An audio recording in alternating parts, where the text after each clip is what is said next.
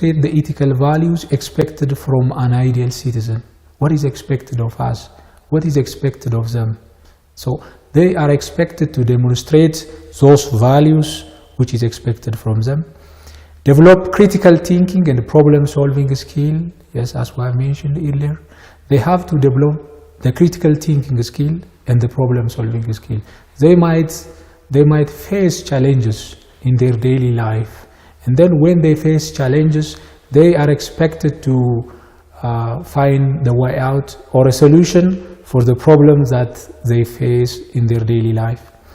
Develop power of reasoning and a system of evaluation. Yes. And instead of being amenable, and instead of simply maintaining the status quo, they can reason out, they can question, they can evaluate everything they see and everything they hear and come up with a better understanding, a better solution. And practice the elements of good governance in their daily life. There are different elements of good governance that they learn in the school. So to practice those elements in their daily life, and then demonstrate the values of peace in their daily life. So these are the minimum learning competency expected from students. And enjoy their rights and freedom, respect the freedom of others, yes, the next minimum learning competency.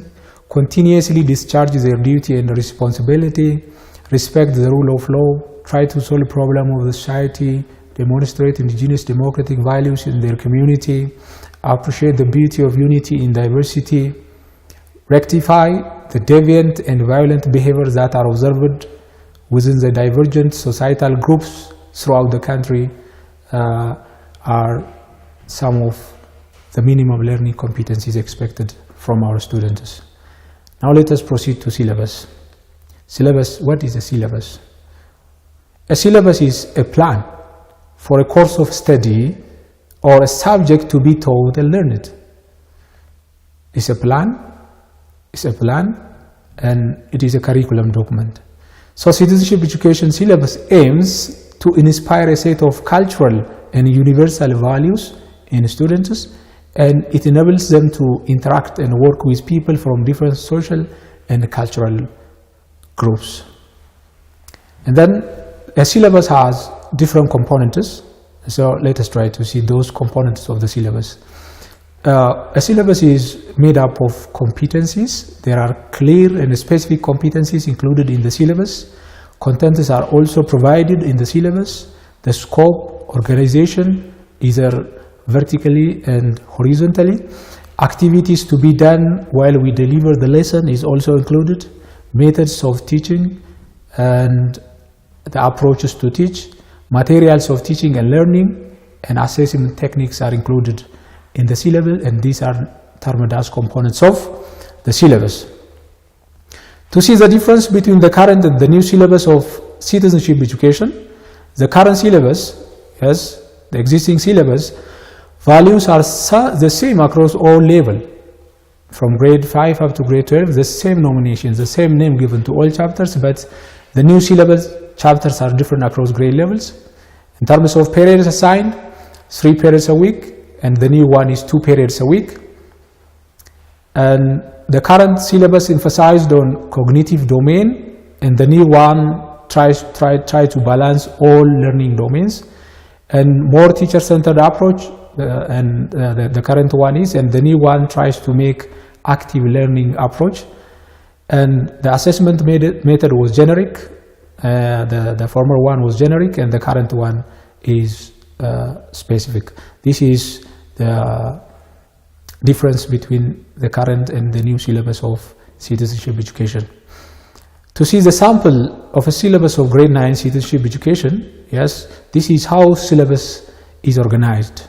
When you look at your syllabus, you can find these things. Units, there is a unit and a unit title, and period allotted for that unit is also given, and learning outcomes for the unit is also mentioned this way. So each chapter in the syllabus is organized in this way that teachers are responsible to look at them closely so that they can be familiar with the syllabus and use it properly. Then this is again the next part of the syllabus. Yes, this is the heading part of the syllabus, and there is also content is included in the table as a minimum learning competencies. Now when we look at this part, the minimum learning competencies expected from students of these chapters are specifically listed or mentioned under this part, and there is also contents, the lessons to be taught, learning activities, and assessment is also included. So this is one of the sample of the syllabus of grade 9 citizenship education. Grade 10, the same thing. In terms of organization, there is no difference between the syllabus. Yes, so you can use them that way. When it comes to the student textbook, a textbook or student textbook is an official and comprehensive print or electronic teaching and learning material that is printed and provided to the student, both students and teachers. And textbook is designed to help students in the learning process and enhance the effort exerted to achieve minimum learning competencies in school subjects. So this is simply to give you a highlight, and you are already familiar with what we mean by student textbook. When we look at the organization of student textbook, yes, this is how student textbook is organized. The new citizenship textbook is organized this way. Student textbook is organized by units and lessons as follows. Unit introduction is there, keywords and concepts are included, learning outcomes are also there, unit lessons, unit summary, glossary, and unit review exercise are also included. Objective of the lesson when it comes to the lessons. Then after that there is a brainstorming question in order to assess the prior knowledge of students, explanation about the content of the lesson, case studies, activities, illustration, and the main points of the lesson is also briefly included in the student textbook. So you can find those things in the student textbook. The other curriculum document is teacher guide. Yes. And then teacher guide contains supplementary resources which is not there in the textbook that can foster effective and efficient teaching and learning process of the subject. Thus you are already familiar with this.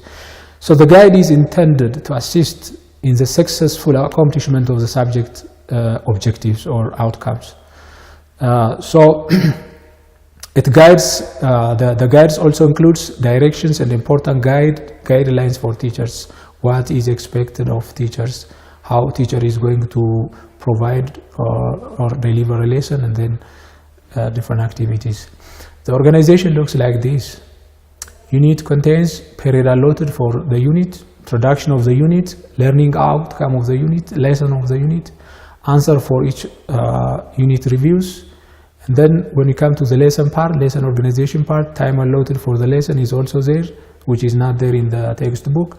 Competencies of the lesson, contents of the lessons, and overview of the lessons are also included in the teacher guide. Teaching learning process is also included, and suggested teaching aids are given. This is as an initial.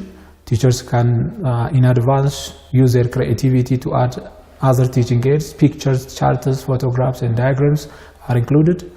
Suggested teaching methods are also included in the teacher guide, such as brainstorming question, introducing the lesson, explanation, questioning, group discussion, presentation, case study, some of the methods. And then pre-lesson preparation is also there. Before delivering the lesson, teachers are expected to get ready, so there is a pre-lesson preparation. And then after that, presentation session is there, introduction, body of the lesson, and stabilization, and evaluation and follow-up, and finally answers for activities are also included in the teacher guide. Then let us see how to use the teacher guide, how teachers are expected to use teacher guide. Please do not share teacher guide for students, because teacher guide, as the name implies, it is for teachers, it's not for students, so do not share it with your students. Teachers are expected to bring the guide in the classroom. We have no this much culture of bringing this into the classroom, but logically it is important to bring to the classroom. Use brainstorming questions to enable learners activate their prior knowledge about the topic of the lesson, and use activities and case studies properly to measure the students' understanding of the lesson or the content. This is how we need to use teacher guide.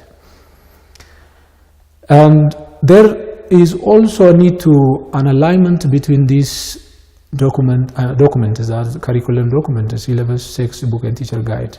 So in terms of content, in terms of methodology, in terms of learning outcomes, competencies and activities, and even others, there is a need to be aligned. And we need to check such an alignment when we try to plan and teach.